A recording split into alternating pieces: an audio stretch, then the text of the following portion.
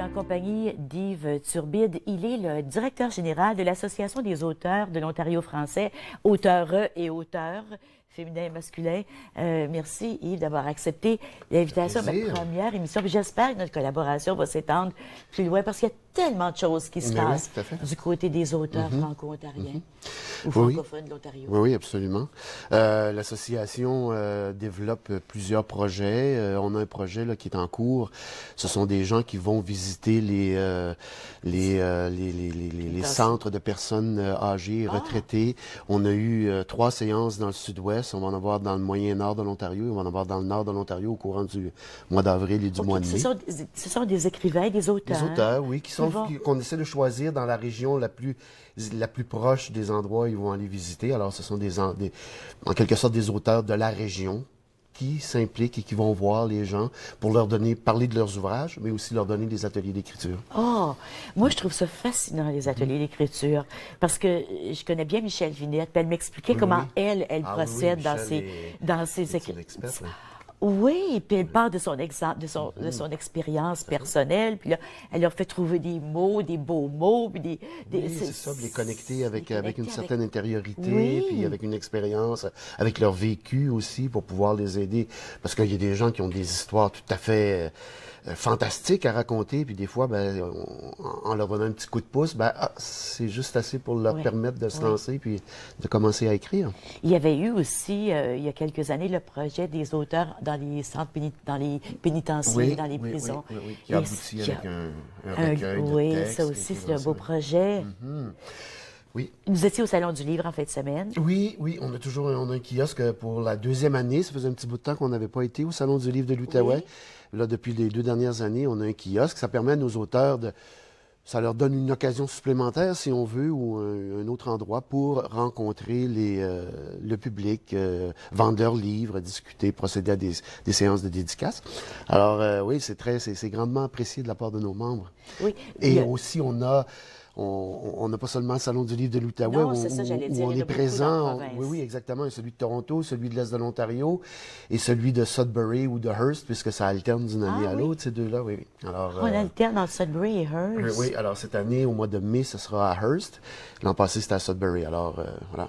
Est-ce que le salon de Hearst et Sudbury concentre surtout sur les auteurs du Nord? Non, pas forcément. Pas forcément, non. Ils lancent l'invitation. En fait, c'est les maisons d'édition qui sont invitées, puis les distributeurs, puis le RSF aussi, le regroupement des éditeurs canadiens-français est invité, qui lui regroupe l'ensemble des maisons d'édition franco-ontariennes. Alors, il distribue les produits littéraires franco-canadiens, mais ce qui inclut les franco-ontariens aussi. Oui, puis écoute, Hearst et puis Sudbury, c'est tellement des belles régions, mais c'est loin un de l'autre, là. Oui. Je sais pas, pourquoi il n'y aurait pas 2 salons?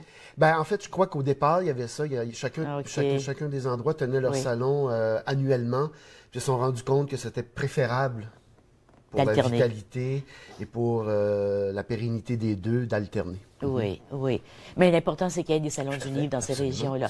Si on parlait de la littérature ou des écrits francophones de l'Ontario, on se rend compte que de plus en plus, on fait partie de la littérature du monde. Oui. Ce n'est plus une littérature de militantisme, identitaire. Exactement, non. C'est une littérature, effectivement, qui est ouverte sur le monde, où les gens, je dirais que les auteurs racontent leurs histoires sans nécessairement la mettre ou l'aborder sous l'angle de leurs origines ou de la francophonie ontarienne. Oui, exactement. Ça a sans doute été nécessaire, ça a sans doute été un passage obligé, mais maintenant, on est ouvert vraiment sur le monde. Oui. Une de nos auteurs, Michèle Vinette, j'en ai parlé tantôt, a remporté le prix Fiction du droit. André Christensen a remporté la poésie. Et vous avez remis un prix aussi. Oui, le prix Émergence qui a été remis à Éric Mathieu. Dans le cadre du Salon du Livre. Alors, ce prix-là, c'est le prix Émergence AAOF, qui est remis grâce à l'appui du Fonds Françoise et Yvan Lepage de la Fondation franco-ontarienne. Alors, l'auteur reçoit un prix de 1 500 $ et la maison d'édition également reçoit un prix de 1 500 $ pour faire la promotion du livre, de l'ouvrage. Alors, et c'est annuel et c'est dédié aux auteurs qui en sont à leur première ou à leur seconde publication. aussitôt qu'un auteur est rendu à une 3e publication, peu importe le genre, Oui. à ce moment-là, il n'est plus éligible. Mais cette année, quand même, on a reçu 13 candidatures, ce qui fait qu'il y avait quand même 13 nouvelles, 13 auteurs qui en étaient à leur premier ou deuxième ouvrage à vie. As-tu l'impression que de plus en plus, les gens voient le domaine des arts, la littérature, entre autres, le théâtre et d'autres, comme des façons, des chemins qui permettent de vivre, qui permettent d'avoir une carrière, même si on ne vit pas richement? Est-ce que... Oui, tout à fait. Je pense qu'il y a un essor.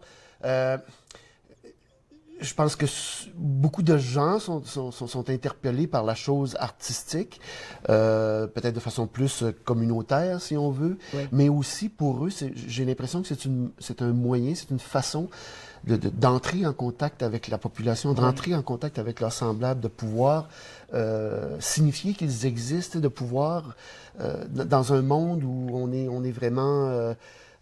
si on veut, malgré le fait qu'on ait des outils de communication de plus en plus efficaces, on dirait qu'on devient de plus en plus seul dans notre coin. Alors, c'est peut-être un moyen, si on veut, d'aller chercher à rentrer en contact avec, avec les autres. Parce que c'est ça que l'art ou les arts, c'est ce que ça fait. Ben oui, ça vient de l'intérieur, on ne sait pas d'où ça vient, puis ça nous entre en contact avec l'intériorité de l'autre. On va aller à la pause, puis justement là-dessus, on va parler des passants, parce que le lien va bien se faire. Hein? Parce qu'il a un rôle dans la pièce de théâtre Les Passants, qui joue présentement. On vous en parle au retour de la pause. Restez avec nous.